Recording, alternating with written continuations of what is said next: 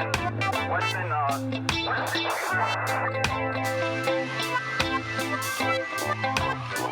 what's up, everybody? Here we are in Tribeca, the new home of Police Off the Cuff. I'm here with my partner in law enforcement, Bill Cannon. What's up, Bill? Hey, how you doing, man? It's so great to be here. Yeah, me too. Before we give a shout out to our engineer on the ones and twos, Rashad. What's up, Rashad? How are you? Rashad our producer. Give it up for Pam. What's up, Pam? How are you? Pam's got the grease board there with her notes. And we got a guest today. His name is Kevin, right? He's Irish, and he's in the house. He's from Dublin. He says he's going to do another podcast. I don't know if I believe him or not. But without further ado, we have a fantastic guest, somebody that we've been trying to get for a long, long time. She played hard to get, but we finally nailed it down. Let's give it up for Barbara Butcher, folks. Yeah. And we didn't make up that name. That's really her name. That's really her name. And if you're not from New York City and you don't know who Barbara Butcher is, let me just give you a little. She was the chief of staff at the Office of the Medical Examiner of New York City. I had the pleasure of having her show up to some of my crime scenes, possible homicides, and let me tell you something. There was nothing like seeing Barbara come through the door, man. She still looks beautiful. It's been a couple of years, but you still look amazing. Been a lot of years, a lot. Thank you, though. How long you were? 27 years you were? 24 years? 23 years. With the chief medical examiner. With the chief medical examiner in New York City, and about a little more than half of those years were spent on the streets with you guys. That's right. Doing cases, investigating deaths, and having a hell of a good time while we did it. All right, so here's what happens. If you have a body, a DOA, that's it looks suspicious, what do we do, Bill? We call the Office of the Chief Medical Examiner, and they send out a team of medical legal investigators who actually go after crime scene. Our crime scene unit does their act first. They film the scene, they do whatever they do, and then the medical legal investigators come in and they do the forensic investigation, which is taking the temperature, checking for wounds, looking for petechial hemorrhages. Pretty fucking smart guy, huh? Yeah. He used to That's teach it. pretty He used good. to teach it at That's good. at the Monroe College. In case you missed the bus, his face was on. You ever see that? Yeah, you saw that, right? Yeah. It was like haunting you everywhere you go in the city, right? Yeah. So you used to basically you showed up at the crime scenes and you determined whether it looked like it was a suspicious death, right? Yeah, we used to, make the determination. Like, I always thought that the scene belonged to you guys and the body belonged to us. Mm-hmm. But, most of the time I'd try to work with crime scene. Absolutely. So I could see what things they did. They could see what things I did. It made it work better. We did, God, how many thousands of scenes in the city? It says you went to 680 homicide scenes. That's right. Wow, that's amazing. Did 680 homicides, and my total case count is 5,000. Oh my God! But those weren't all scenes. So Do you have nightmares? no, are you kidding? Yeah, but you wouldn't tell us anyway. Yeah. You gotta have. You gotta have some PTSD. I bet. Yes, I have we're jumping the PTSD. gun here. Wait, let's build up towards this. Well, first of all, let's just start from the beginning. Where are you from? Born in Brooklyn, raised on Long Island in Massapequa Park. Wow. I grew up in Levittown. We were almost neighbors. That's right. I was probably over there looking for, no, not drugs. No, trouble. Were you Probably a good student? trouble. A good what? A good student, even early on? Yeah, I was good. Lazy but smart. Uh-huh. And did you have a curiosity for, because you worked, basically your job was, you were always around dead things, dead people. Actually, as a little kid, I started very, very young. I liked to dissect dead animals to see what happened. Who likes to do that? That's one of the signs of a serial killer, Right, too. exactly, Yeah. I know. A serial killer or medical examiner. It's all the same, continuum. So how do you go about that, dissecting animals? Well, I told one of my uncles who was like into biology. I told him, I want to dissect these animals, see what's inside them, see what happened to them. See, he gave me a scalpel and some tweezers. Then I told my parents that for How old Christmas. were you? I started when I was about 10. Okay. Wow. And I told my parents for Christmas, I want some dead animals. Oh, And wow. honest to God. So there's a catalog where you can get these little dead animals like frogs and stuff preserved in formaldehyde. Mm-hmm. So I'd get them and I'd cut them up. Then they got me a microscope so I could look at them. I was a strange little girl. Did you know what did you start to learn what you were looking at? Were you also studying that part of it, or you just? I don't know. Figuring Yeah, it I out. just wanted to see what was inside there. So you must have been in heaven when you got to high school and you started dissecting frogs. You knew it. You're like, this is I nothing. loved it. You got to I see what I loved do in my backyard. Yeah. Right? And I told my father, he said, what do you want to be? I said, I want to be a doctor. I want to find out what makes things tick. He said, Jesus Christ, I'm a cop. If you think you're going to college, you got another thing coming. Wow. Your father was on the job? Where did he Oh, work? yeah. He was he was a deputy inspector when he went out. On this job? Yeah. Wow. Adam Butcher, but this is way before you were born even. Yeah, he started out in Brooklyn. He was captain of the 7-7. Did you have brothers and sisters? Yeah, but nobody went into the job. No. Some of my cousins. But did they help you dissect your animals? No, I was the oldest of 9 kids, and they were scared of me. 9? Wow. Yeah. Of course Look, they were. Your I sister's crazy. I was the third of 8. No kidding. Look at this, Yeah. man. These cops, they don't know how to put that thing away, you know? Exactly. They don't have any money, but they got a lot of energy. That's right. They just keep having kids. Yeah. You know? Who's messing with their older sister when she's out there, right? They sit with a scalpel. Oh, my Yep. God. So you start this curiosity. I guess it just kept blossoming, right? You never Yeah. lost interest in it. Yeah, I did a lot of different things. I was working as a physician assistant, working in surgery, of course. Wow. I like cutting stuff. And You were a PA, Yeah, I was. so that was your first job out of college. No, I kicked around with a few more things. I did a little bartending. Where'd did you a go to little college? Partying. I went to Long Island University in Brooklyn. LIU. Yeah, LIU. My uncle played baseball for them. Yeah, it was a fun school. And then I Brooklyn? went to yes. Then I went to Columbia for the master's degree. Now, do you need to be an MLI? Do you have to be a physician's assistant? Back then, you had to be a physician. What is that MLI? Medical legal investigator. Okay. Back then, you had to be a physician or a physician assistant. We had guys in Staten Island and the Bronx who were physicians doing this part-time. And that's a lot of education for a It job is. that doesn't pay a hell of a lot of money, right? Yeah. But now they've relaxed the rules a little bit. It was so hard to get people to do it. Mm-hmm. So, now they allow forensic anthropologists to be investigators. They had a lot So- of them on the World Trade Center. I remember I Right. found some bones, and they go, "Oh no, that's a turkey." I was like, Yeah, that's I right. What was remember a that. turkey I doing in remember the that World one Trade on Center? the chain of evidence. The line that one of the determinations was whether it was a human piece or Right. from an animal. Yeah. So let's go back. So now you're in high school, then you go to college, and then you become a physician's assistant, and none of this was satisfying. You still wanted to get back to the science part of it, the dissecting part of it. Well, it was weird. After being a physician assistant, I became like a hospital administrator, but I was bored and all those things. So I go to a career counseling service, and they said, we'll give you all these tests and figure out what you'll be good at, what you should do. And I take Minnesota multiphasic and preferential and blah, blah, blah. At the end of it, they said, you should be a poultry veterinarian or a coroner. What does that mean, poultry? I know, poultry. Working on chickens, that's it? Exactly. Chopping I said, up why chickens. It's chickens? a pretty narrow field. I said, why chickens? They said, well, if you work with puppies and kittens, you get upset when they die. It's too much for you So emotionally. did you give Frank Perdue a call? No. I said chickens. Well, so he says, chickens have beady little eyes and you won't get attached to them. Nobody cares about chickens. I said, you know what? I'll take dead guys. So they said, call the person in New York that has the absolute best job you can think of. So I called Charles Hirsch. I said, would you talk to me about your job? They said, How did you know? Sure. You knew him beforehand? I'm Well, he sorry was if in you the hear a lot of papers. any noise in the background. We got construction going on here in the building. They're redoing the whole studio for us. No, I'm kidding. This Yeah. is This is it. But so you knew Charles Hirsch beforehand? Well, I knew the name. I mean, he was Yeah, in he the was- papers and things. yeah. So I called him. He said, "Sure, I'll talk to you." And I came in, and Did you send him a headshot beforehand? No.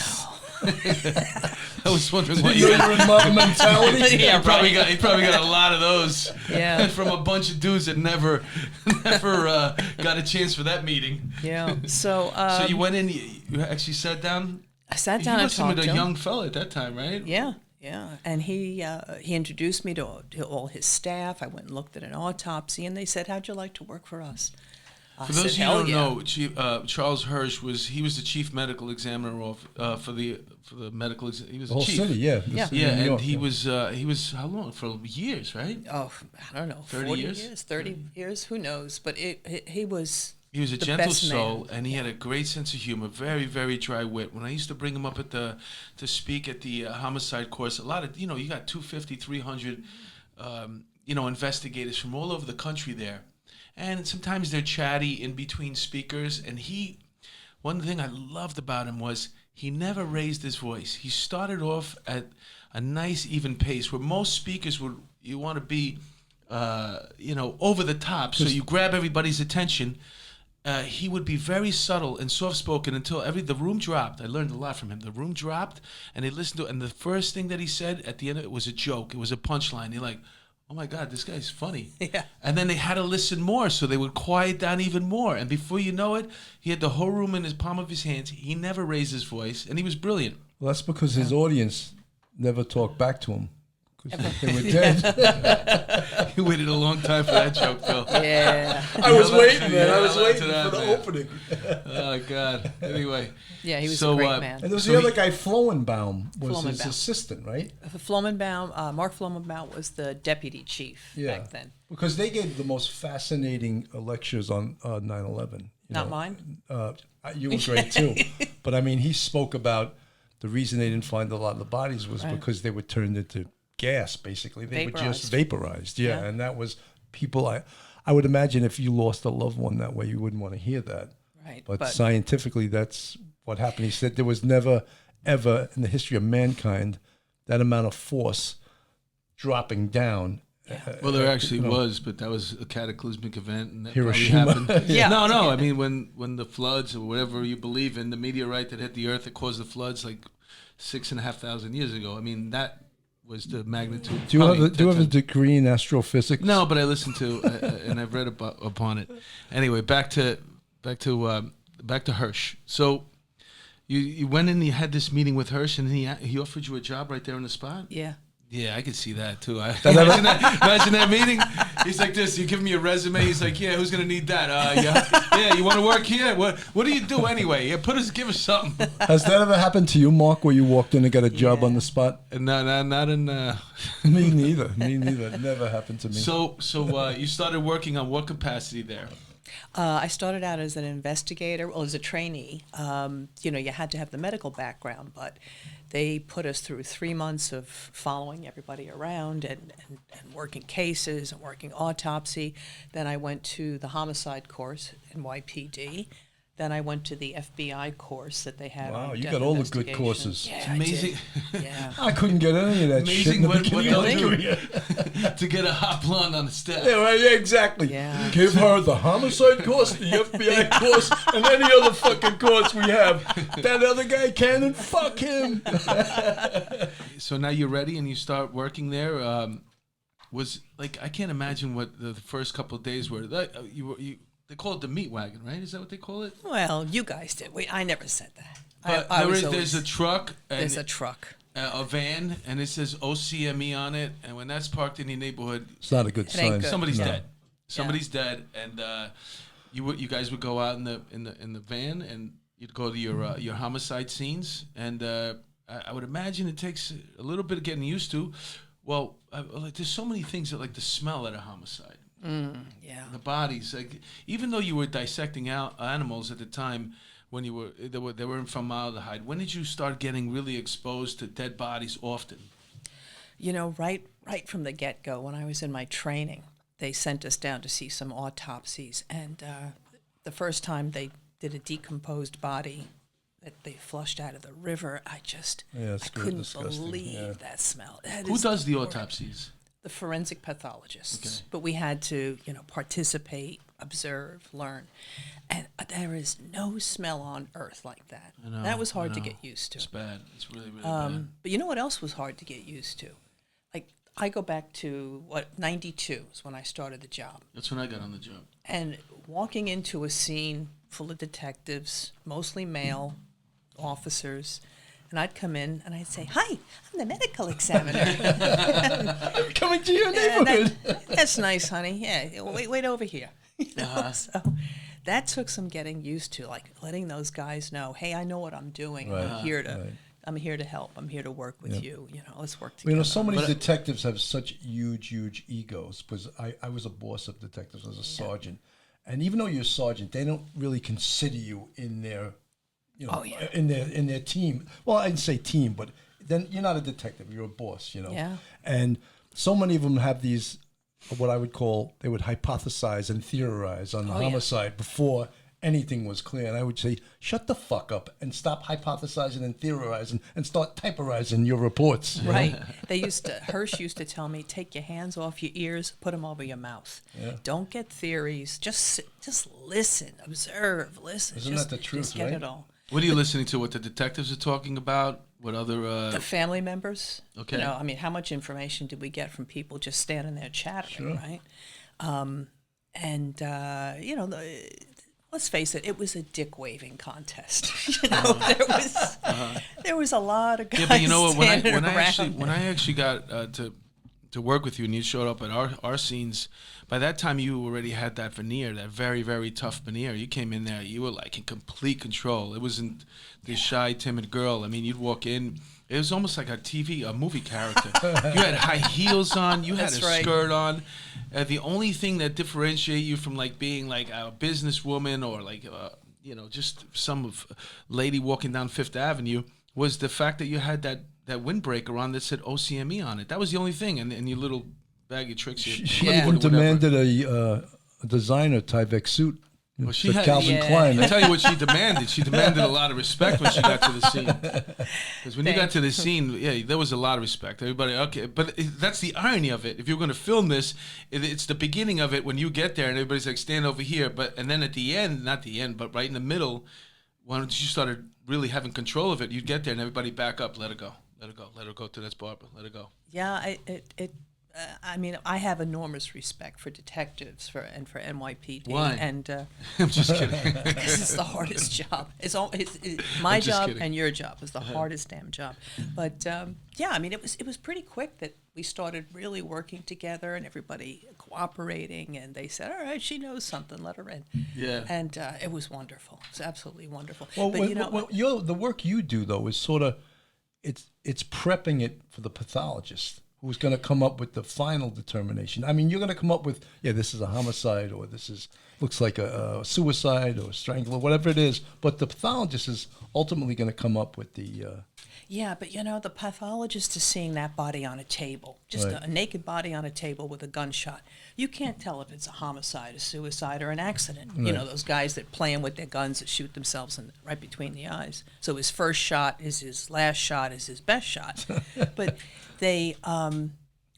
we established whether or not it was suspicious, first of all, not a natural death, then whether or not it needed an autopsy, and what were the circumstances of the death, homicide, suicide, accident, or natural. Right. Then you do the autopsy and get the exact cause of death, and then the manner of death based on our investigation. To give you, our audience, just a little bit of example, I had a case, and when we get there, I definitely thought it was a homicide. It was a guy. When you looked at this guy was face down in his living room. It looks like somebody beat the crap out of him. His face was so badly disfigured and beat up.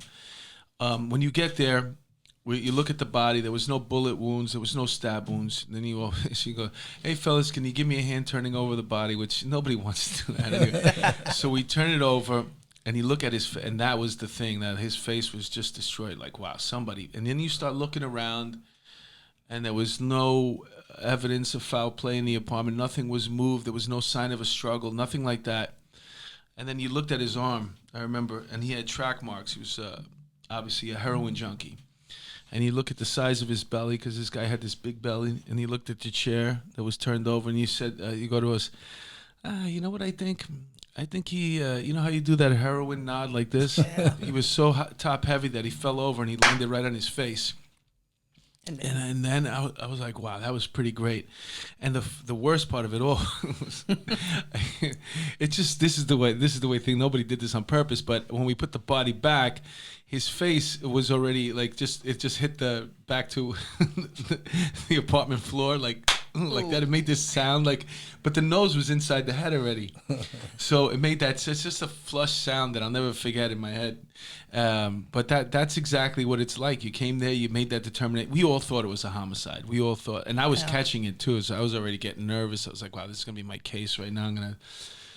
Well, how many times did we go to an apartment where you'd see like a bloodbath? It looked like a butcher shop. There was blood everywhere. And then you find, we examine the guy and we see that, clearly he's an alcoholic because he's got 72 empty bottles in the doorway, and he's, got the garbage full of beer. And you look, there's a tiny little cut on the side of his head. But alcoholics bleed like hell when they get cirrhosis. And we go around the apartment and see that it was all his handprints, his footprints, that he was just walking around the apartment drunk and bleeding to death. That happened, I can think of like 3 cases where the apartment looked like it was a slaughterhouse. Turns out to be just another poor drunk. Tell us about a case that wasn't so easy to solve. Maybe something that's maybe even bothers you or still troubles you to this day. You're still not 100% sure about something that. Tell us about one of those cases. God, there's so many of those. There was one that really bothered me. This guy, he's rich as all hell, and he buys his wife like a nice little boutique that she can run. And she's a beautiful younger woman, dressed in like a Chanel suit. And apparently he commits suicide by injecting maybe some insulin into himself. And I'm thinking, well, first of all, is he diabetic? And she said, yeah, he was a little diabetic. A little bit. And then I said, who called 911? She said, well, I called his doctor, his psychiatrist, who told me to call 911. I said, oh, who's his psychiatrist? She said, here comes this really good-looking young guy, sharp suit, really hot. And the two of them, this stuff up, man. They got major chemistry. I can feel it. These two are in love, this wife and this psychiatrist. So I sit down in my little, like, Columbo raincoat, my cheap suit, my little heels. I said, so Doc, tell me about, this guy. I said, did you treat his depression or something? He says, no, I treated his diabetes. I said, oh, are you an endocrinologist? No, I'm a psychiatrist. I said, why would you treat his diabetes? Because I understood him. Oh, good. And I'm perfectly well capable of doing these things, very. And the wife was said, yes, he was most favorably disposed toward Dr. So-and-so. And I just knew that there was something going between these That's where two. science collides with common sense. Yeah, right? yeah. It made no sense. But on the autopsy, yes, he had an overdose of insulin. But I couldn't find where he injected himself, why he did this. He had a little girl. Like, maybe he found out about his wife and the psychiatrist doing each other. I don't know. Right. But I could never prove a thing. I think it went out as a cuppy. Right. But Circumstances undetermined pending police investigation. exactly, yeah. I don't know whatever happened to those two. I You know, wish I it's could remember their names. It's funny that you They're mentioned probably it married because now. I was going to answer. I was thinking about a lot of these TV shows and movies that we watch. They always, like if you watch CSI, it looks like the crime scene people are the ones solving the case. If you watch, I don't know, if you used to watch Quincy with. Remember Jack Klugman? Oh, God, yeah, I love that show. Is that your favorite show? Oh, yeah. As a kid, I loved that show. I used to watch it too. But you would think that the medical examiners is the one solving the cases. But here you're telling us you actually do kind of sort of step out of your boundaries a little bit, and you actually did. You're doing some investigative work there, having an interview with somebody? Sure. I mean, that was the most fun. Did you document that on a 5? Oh, the detectives were right there with me. Okay, good. We were doing this together. All No, right, I good. would never question a witness on my own. No, I had the guys with me, and we were just, back and forth with them. They'd ask a question, I'd ask a question, back and forth, and we'd sort of tag team it. But see if we that's get why something. it's so important for you to have a good relationship with the detectives and work together, not work Absolutely. against each other. Oh, yeah. You know. No, I wanted to be a cop.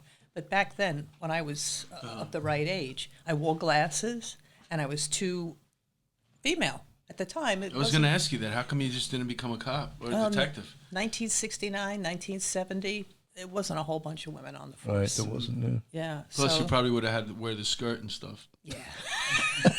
That was the uniform, Yeah. right? What, That's what right. was Yeah, it? it was. You're right. Yeah, they As make you dumb into- as it sounds now, that was the uniform. Right, they make you into school crossing guards, but I wanted to be like a real detective, Right. you know. And then my father told me, he said, "Oh, Jesus, don't go on that force. They'll break your heart.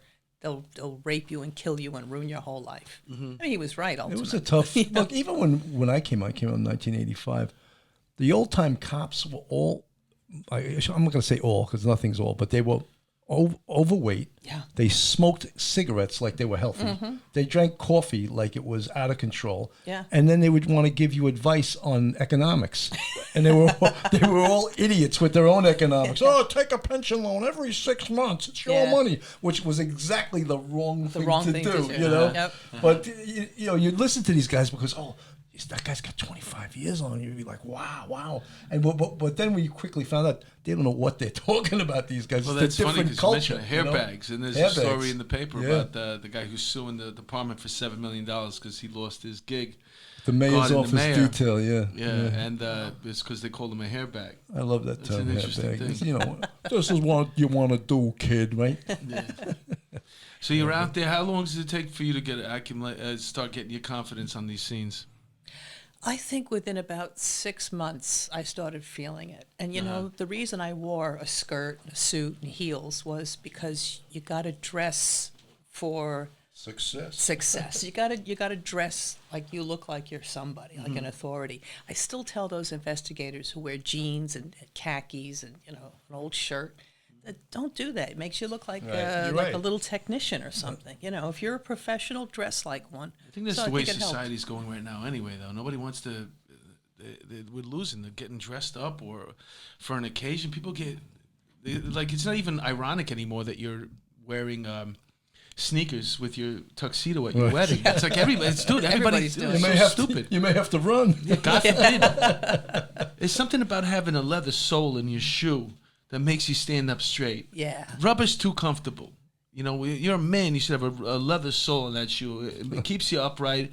It keeps you. You know what I'm saying? You're like a madman. You got to go have a couple of martinis at lunch. Yeah, It that's all right. goes together. Yeah. You're more of a professional. I don't know what I'm saying. Well, you know, detectives always dressed beautifully. Some of those guys had some really nice Yeah, suits. absolutely. Yeah, but you know? worked a lot. You worked in Manhattan. Yeah, well, Well, that's- you know yeah. what it is? The South, they had the French cuffs and they dressed really good. And they didn't have that much violence. In the North, we had DNA and blood all over our Right. suits from all the blood in the North. And I used to say that you guys eating quiche, going to the best places to eat, and we're catching all the murders. Exactly. How long did it take before you can actually get used to the crime scene? Not the people now. Forget that. But I mean, just so many horrific things that you walked into, man. It's like like we talked about the smell. It's just. One time I had a case with the guy. He died in another guy. He died in his living room, but apparently he had cancer or something like that. We thought he had a dog. Because we just saw like mounds of shit everywhere, and the fucking place stunk so bad between the dead bodies and the shit. And I'm like, I don't see a dog. Where's the dog? Is the dog dead too? And they're like, no, that's human shit. Yeah. And so the whole place stunk so freaking bad. Now all of a sudden you're showing up, you know, in your little high heels, your Yes. skirt. Hey guys, how are you? Suicide. I'm out of here. Yeah, right. Did you I'm use the leaving. Vicks? Did you put the Vicks No, in there? no, You that don't makes waste your it time, worse. right? No, you don't. It makes do it that. worse? Yeah, because then every time you smell Vicks, you think of decomp. You think of dead Oh, wow. people. Yeah, yeah, I never So thought no, of I that. never did anything like that. I just tried to get used to it. Try to breathe shallow. It was horrible. But Horrendous. if you smelled that on an empty stomach, you were sick as a dog, sick all day. And it gets in your clothes. It gets in everything. So it's good to eat right before you get to a bloody, Yeah. disgusting crime scene. That Is that what you're was saying? that was the stench of loneliness. And Hirsch used to say, you know, What is the stench of home? decomp. Someone dying alone. Somebody Oh, yeah, dies yeah, yeah. alone, It's so and sad. Yeah, it's that's so so sad. sad. Nobody checks on you for 2 weeks. Right, Come right. on, that's sad. Oh, we had one that the guy was there so long that, you know, his body, I guess, it liquefied, then it seeped through the bed, and then it seeped through the the floor. ceiling, yeah. And the only way that people knew downstairs was because there was a spot, looked like there was a leak coming from there, and it was like dripping into their apartment. That was Yeah. what used to be his skin. That's called putrefaction, right? That's right. Oh, a purge is the liquid that Purge, comes yeah. out of the body. It just all the liquids start running out. And it's just, That's a smell you cannot describe. It's unbelievably bad. Worst thing I've ever smelled. The smell of, what was it again? The smell of what? The stench of The loneliness. stench of loneliness. That's so sad. Isn't it? Yeah. Yeah. Died by yourself, so you're gonna. I want to go out with the odor of partyness. Just you walk into it just smells like Badussi. We used to call it butt, ass, and pussy. Can still smell this guy's cologne. He smells good for a DOA. This apartment smells like Badussi. So you're used to it now. Now you're in the mix. You're how do you rise above the ranks of everybody else now, though? Because how many are there? How many? I think there What was you would like do- 20 of us when I left. But throughout the whole city. Yeah, maybe Going 25 out, now. Actually. Going out in these vans and in every borough. Are you centralized in New York, or does every borough have their own little OCME dispatch? Every borough had their own OCME office with, autopsy suites. We had Bronx, Queens, Staten Island, Brooklyn, all had their own offices. Now I think there's a bit more consolidation. Bronx doesn't have one. They go to Manhattan, and the Staten Island people go to Brooklyn for their autopsies. So yeah, we all, we dispatch out of our individual boroughs. I always worked Manhattan. I insisted on that because I really wanted to see nice apartments. You know we used to You wanted play to jokes. smell the stench of loneliness in Yeah. a nice $1 million apartment. But we used There's to a play. better chance that you're going to get almost a little bit a better scene Yes, of that scene yeah. in Manhattan than there is, let's say, in the Rockaways or in, you know what I'm saying, in South Bronx. But I loved looking at, the apartments and the buildings and the places we would go, crawling around on rooftops and climbing through garbage and stuff. And some of the apartments, from the richest people in the world and art collections and stuff. And I remember going to a scene, we always played jokes on you guys. And always. I go to the scene and there's this one officer standing watch outside the apartment. So I took my jacket off, and I took my case, put it behind the door. I said, "Oh, hi, I understand there's an apartment available and it's rent stabilized. Can I see it?" He said, "Oh, I'm sorry, lady. What are you talking about? Somebody died here." I know. And I heard it's a really nice apartment It's at a awful good quick. price. Can I just have one little look? This poor guy was so confused, and I kept saying, come on, let me have one little peek. And finally he said, "Oh, lady, please go away. You're really upsetting me." So I said, "Medical examiner." Oh, wow, that's great. Excellent. Let me ask something, That really Barbara. happens, and you know what? You probably weren't the first one there that day. Right, exactly. Barbara, let me ask something. Is there a national protocol for homicide crime scene response from the Office of the Medical Examiner? And some of these small towns, obviously, they have a problem with it because they don't really investigate many murders, right? Yeah, it's a huge problem.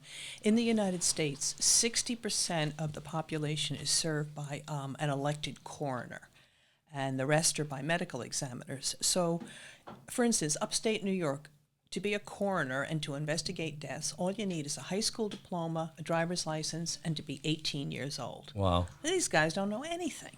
So you can really get away with murder in a lot of areas. So Got for to know sure. the towns that have coroners, right? And so there's this national movement to train people from all jurisdictions up to the standards of like an NYPD and a New York City medical examiner level. So remember, that author, Patricia Cornwell? Yes. She gave me $1 million to establish an academy, a forensic academy. Then I got a grant from the feds for $1 million. And we started bringing people from all over, from Podunk and After you Frog got back Lake. from Vegas, how much money did you Yeah, really, not that much. But we did. We You had established that out of the OCME? out of the OCME, Okay. yeah. For I think it was 4 years. Are they still doing that now? Nah. Once I left, They probably there you ran go. out of money too, right? Yeah, they ran out of money, and But imagine that you're in a small town and there's a murder and people go there and they have no qualifications whatsoever to It happens all the investigate it time. or solve it. it happens all the time. And so they call in usually the state troopers. Right, the state And police, yeah. state troopers have a better knowledge, but they're still not, medical examiners. And a lot of times the autopsy is done by a regular pathologist from a hospital, the same person who reads pap smears and when you Right, have a right. wart removed. And now all of a sudden they're tracking 14 bullets through some guy's body and in a shooting and blah blah blah. Right, So right. The it's bodies, tough. the bodies. You're used to those, right? And you used to. Is there anything that scares you? Like, are you scared of roaches or a spider or something? No. Do you no, ever pretend like you are just so people? No. I mean, sometimes I'd be sitting at a kitchen What, table. snakes? You're not scared of snakes? I don't like them, but I'm not particularly scared. What am I scared of? There's What got am to I be scared something. of? I don't know. There is something. I'm You sure swim? of it. You- No. can you Oh, swim? that's you know what it is. I'm a safety security freak. Landlubber. A land lover. If I see, like, I check the smoke alarms every month, everywhere, not just my house, but my friends. Oh, you do? Yeah, I'm Can a you check lunatic. mine? I'm always afraid that things are going to blow up, go on fire. If you see dead people every single day dying in these horrible ways, you start to think, that's the norm. That's how everybody's going to die. So I'm wary of strangers. I don't walk close to the subway edge, because I know somebody's I going to don't push do that me. either. Yeah, somebody's going to push me, of Yeah, course. I don't do that. So I don't check the smoke detectors. I didn't know about that. no, Now do you're gonna- that. Do that. You got to check your smoke detectors all the time. I also don't, when I'm crossing at the walk, I always stand back. I stand behind a pole just in Yeah. case he's coming up here, he hits me. And I always have a body or two on the side. I could just throw them away if I have to. Exactly. They're coming from this way. You know what I'm saying? Make sure you stand in the crosswalk lines, because if you do get hit, you get more money on the lawsuit because Really? you're in the crosswalk. Yeah. If you're Okay. outside the crosswalk, then you're jaywalking. No, that's not good. So that's not I don't good. do that either. I don't jaywalk. And I taught my kids that. I always walk to the corner. Yeah. Make Yeah. sure I get to the corner. You make much more money that way. Barbara, I mean, if you live. could you? There was a really interesting case in The Wire, and I took because forensically this really interested me. And the scene was in prison. A guy strangles a guy, and then he hangs him from the doorknob with a piece of rawhide, Yeah. and to make it look like he hung himself. Yeah. But the problem is, and you know this, dead bodies don't bruise. That's Right? right. So the rawhide should have made a bruise if he was alive when he That's was right. Right? That's So I right. was like, that's great, because like months later they revisited that case and they said, wait a minute, there was no bruising on his neck with that rawhide. Right. He but- must have been murdered. Right. I thought that was so cool because Yeah. talk about a case like that. Well, had. you know what? Speaking of that, tell us what your opinion is on Epstein. So we're going to talk about a case like that. I'm calling the Epstein case a semi-assisted suicide. I know it was a suicide because I know the people who went to the scene. I know the person who did the autopsy. I know everything about it. It is a suicide. But I call it semi-assisted because the two corrections officers went away for 8 hours and they sat in the general area and surfed the internet. They didn't check on him for 8 whole hours. And they're supposed to check on him. I think it was like every half hour. Every half hour, right? Then his roommate got transferred out that day. But they said they were busy. No, they You're on weren't. the, you're on the Surfing wing. the Look net. at the videotapes. I'm just saying that's what their Were excuse they on, was. were That they on weren't. Pornhub? I don't Well, know, they but said they that were they said that indicted. they were on. They worked overtime or something like that and were exhausted. That was the initial excuse I remember. Yeah, so how come on that day, for 8 whole hours, they didn't check? They didn't do one little safety check? Plus, they got Not rid of one? his roommate. Yeah, his roommate was gone. He ran with the most powerful people in the world. Yeah. Prince Andrew, Bill Clinton, all the Saudi Arabian sheiks. Mm-hmm. And the last thing on earth they wanted was to have this guy testify because he had everything on right. him. So you think somebody put a gun to his head and said, No, I think he had already tried to do it himself 2 weeks before, and the noose broke. He fell, and he's on the ground with bruises. so somebody held him up this time? Yes, this time. So he absolutely should have been on suicide watch. So not Yeah. only were they negligent and falling asleep, but they were supposed to be watching this Right, guy. he was Yeah. on suicide watch for I think 5 days, maybe 6, and then they're like, he's okay, let him go. Which is bull anyway. You can't do that, right? Right, That's not protocol. That's not. It has to. Mental illness and thinking about committing suicide lasts longer than a week or 2 weeks. It sure does. And this guy's sitting in like a 4x6 cell that had roaches in it, and it was disgusting. So he goes from the top of the world, living at a private island, and sleeping with 17-year-old girls. Now he's sitting there like a miserable bastard. And the food sucks. The roaches are running around on his feet. And everybody says to him, Jeff, you'd be better off if you just went goodbye. Right. So I think it was encouraged and the assistance was that the guards went away. And gave him his moment to take care of it? 8 whole hours. How many times do you think he's trying to do it? Right. Come on. Oh, and What's his leaving name a again? sheet. Epstein, what's his first name? Jeffrey. Come on, Epstein. Jeff. You got it in you. One more time. We'll watch you in the camera. Jeff, go ahead. Set up the Here's bed a again. stronger piece of rawhide. Yeah, This one right. won't break. Right. Here's a Time better out. sheet for you. Time out, Jeff. Jeff, listen. You're not doing it right. How many times we got to tell you? Yeah. And he had That's paper interesting, sheets originally, and then all of a sudden he's got a real sheet, enough to hang himself. Right. So Is that what he used, the sheet? So the real sheet, paper yeah. sheets, they're made to break apart if yes. they got to suck his sheets too, man. Yeah. I It's don't a think they're miserable. How many Especially, he must have had silk sheets was it, on that 600? island. How many yeah. threads do you think those sheets were? He had sheets made out of virgin's hair or Oh something. my God! This guy No, out of lived Bill life. Clinton's hair. So who takes the rap? 2 poor little corrections officers and the. And let me ask something too. You know what kills me? When they bring the FBI in, what the fuck does the FBI know about homicide investigation? How many murders do they respond to a year? I want to kill. They said the premier law enforcement agent. They don't know shit. The FBI. No, they well, could. it kills me. My guys investigate hundreds and hundreds of homicides. They see an FBI agent, they're like, get out Yeah. of here. He's got a You know? bone to pick with. I do. I mean, I the think FBI, it's Barbara. pathetic. I It's agree. pathetic. Yeah. A little bit. They're not homicide. They're not guys. homicide No, investigators. no. You need boots on the ground for that, man. Yeah. Yeah, I'd love to see them do a canvas up in Harlem. They'd be with their Ivy League suits. They'd be shitting in their pants. Well, they pull up. They Excuse pull up, me. and they got to get the flak jacket out of the trunk, and then It's 4 o'clock. We go home at 4. The Like M16s. that's when you start working. When the overtime clicks, you know. Yeah. FBI, we're going home. It's 4 o'clock. So an assisted suicide. That's so, Semi-assisted suicide. I'm calling it. yeah, man. It's opposite than obviously a Kevorkian thing. Yeah. When you talk about assistance, but you're saying a semi. So they. They encouraged and abetted. They enabled. Do you think Right, they might have right. even got some extra cockroaches and let him loose in his cell just to hurry things I along a wouldn't- little bit? I wouldn't be surprised if they, whoever came to visit him said, Jeffrey, this is going to get bad. You're going to get like gang raped every day or something. Who Right, knows? right. Who knows what? Who knows what they people said? Yeah, to because him, they yeah. Knows what they were said. messing with him mentally. Yeah. So yeah.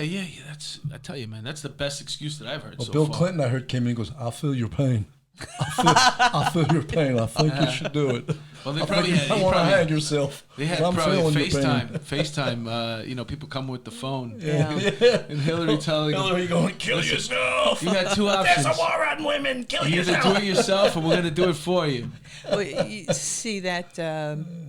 I forget what I'm going to say, but anyway, Prince Andrew. Last night, so Prince Andrew was one of his very close Right, I friends. saw that. The royal family's having a fit. Last night he does an interview, and they said, "Do you regret having partied with and stayed with a convicted sex offender after his release?" I said, "Well, to tell you the truth, not really. I wouldn't say I regretted my friendship at all. I found him a very interesting fellow. And, Plus, he had I learned a great 17-year-old deal. girls at my yeah, disposal. yeah, exactly. I was having a teenage All the girls I was with were 18 and over. Yes, a jolly lot of girls. So that poor bastard. I mean, that was the stupidest interview I've ever seen. He blew it. He totally blew Yeah, it. he was trying to fix that didn't go well. No, it Probably did not should, go well. He probably shouldn't have got interviewed. Yeah, I think he should have left it Oh, well, alone. they could have had a rehearsal, and then he could have throw that tape out. Let's Yeah. do it again. What are they really? Who's don't you- watching that thinking it's going to be okay? But don't you love when the press calls it a homicide? It's just a homicide. The Yeah, press called sure. it. They know. Or they pick a guy with a heart attack. He's running down the street screaming, my heart, I've got heart disease and I've got a heart attack and I'm going to die. And then all of a sudden he collapses forward and dies. And they say, the medical examiner will determine the exact cause of death. The heart attack wasn't good enough. Doesn't matter how many clues. And then they'll speculate on everything else, Right, with no knowledge whatsoever. I love when they would say time of death, and with the body temperature, everything goes down 3 degrees the first hour, an hour, but Yeah. also depending on the temperature of the room. That's right. But the best determination of time of death is witness. That's right. He was alive. He was alive when I saw him at 12 o'clock. Well, that's when I was a beginner. That's one of the first mistakes I ever made. I had this large family. There's like 20 people. The 92-year-old great-grandfather's dead. And the wife, the daughter comes to me and says, "Oh, can you please tell me what time he died exactly? I want to have a mass said at that time for his soul. Oh, please, please." I said, "Oh, yeah, sure." So I go in the room and I'm examining the guy and I'm doing my little calculations, 3 goes into 4, goes into multiplied by 7, rigor mortis, alga mortis, tempora mortis, liver mortis. And I come out and I said, "He died at approximately 11:30 p.m. No! I saw him at midnight. What do you mean? How could he be dead? Oh, no, what happened? I talked to him at midnight. I talked to him. I forgot the most important question. When's the last time anybody saw the guy alive, right? Eyewitness. So, yeah, I took all my little scientific calculations and threw them out the window. It's true, right? Just Yeah. goes to show you, man. Common Eyewitness. sense. Oh, he actually made a phone call at 12:30. Yeah, right. Exactly. It was There's so a damn lot of those stupid. things. The guy gets shot like in the head, but he died of like something else, like a heart attack or something. Lead poisoning, There's we always, used to Yeah. say. Lead poisoning. He died from lead poisoning. Yeah. I used to love when I go into an emergency room of a hospital. Guy shot 8 times, and I'd say, "Doc, is he likely?" And he'd say, "Nah, he's gonna be fine." Yeah, right.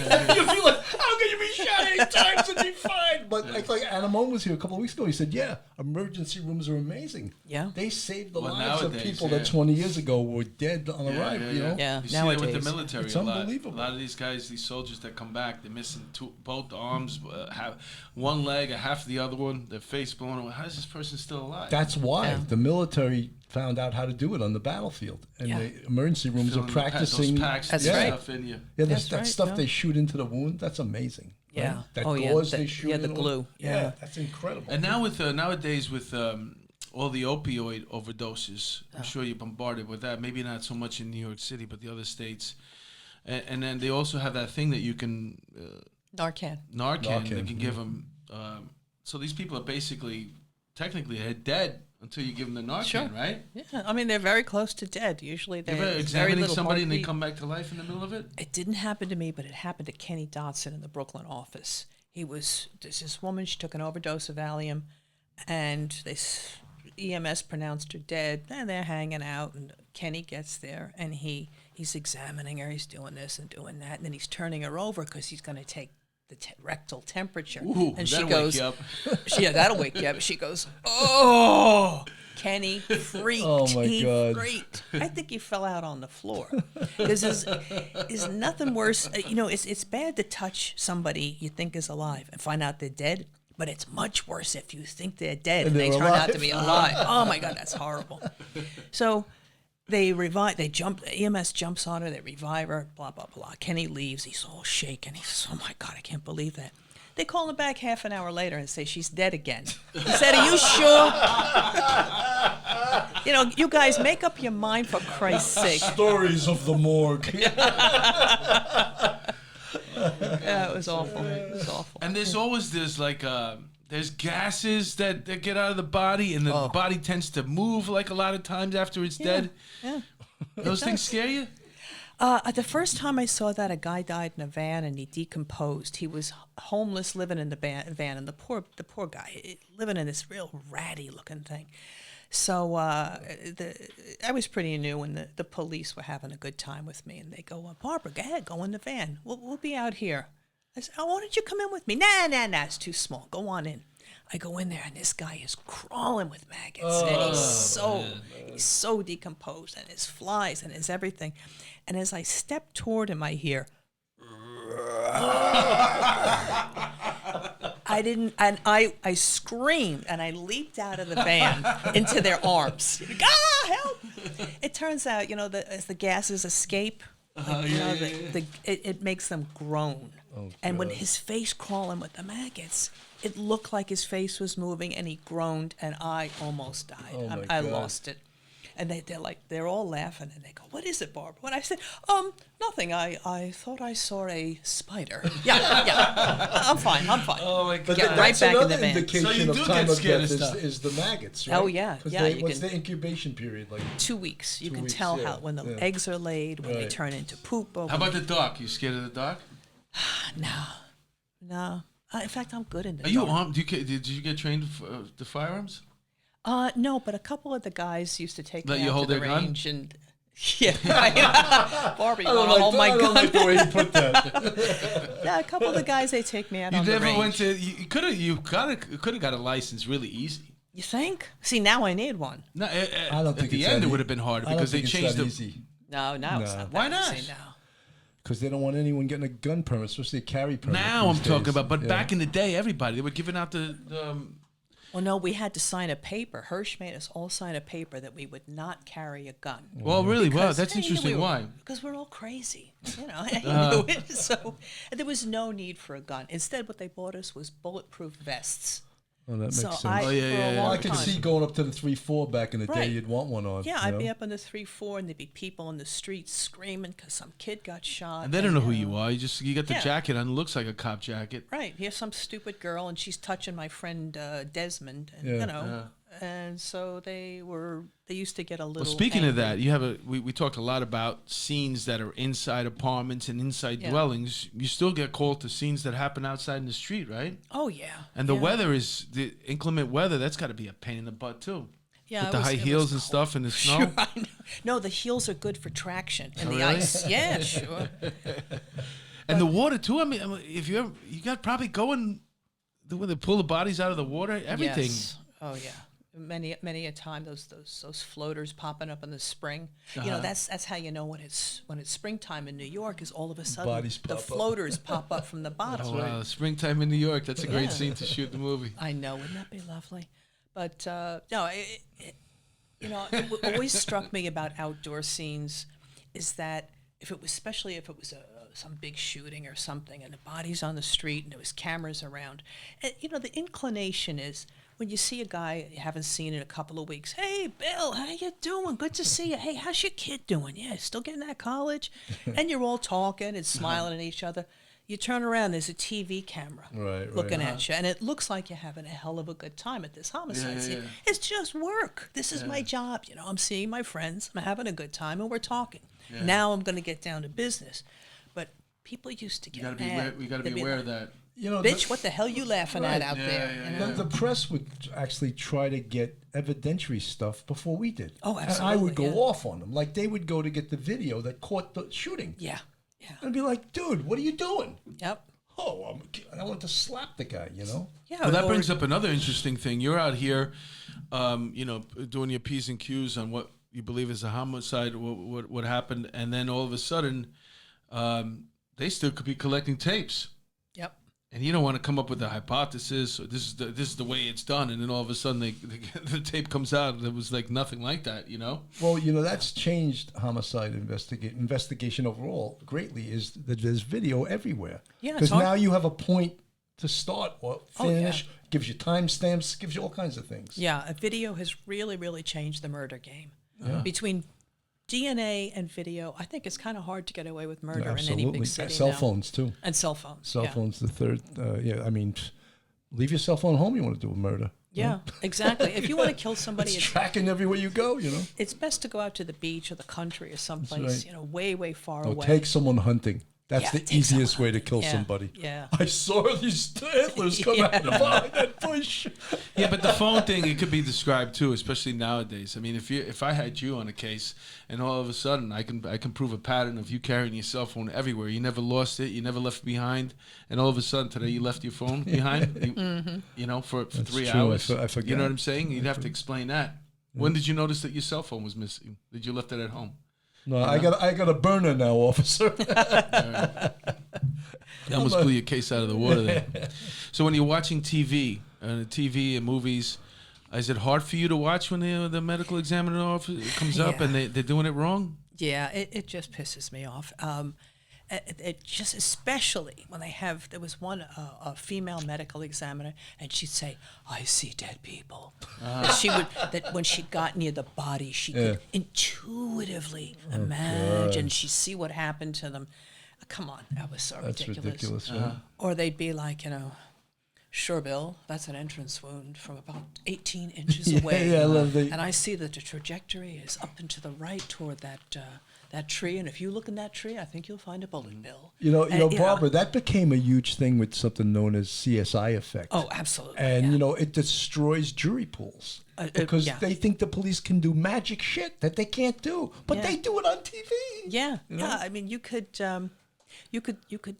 shoot a guy in the middle of Fifth Avenue with 27 witnesses, 3 of them priests, 4 of them nuns, and it goes to trial, and the jury says, "Well, what about?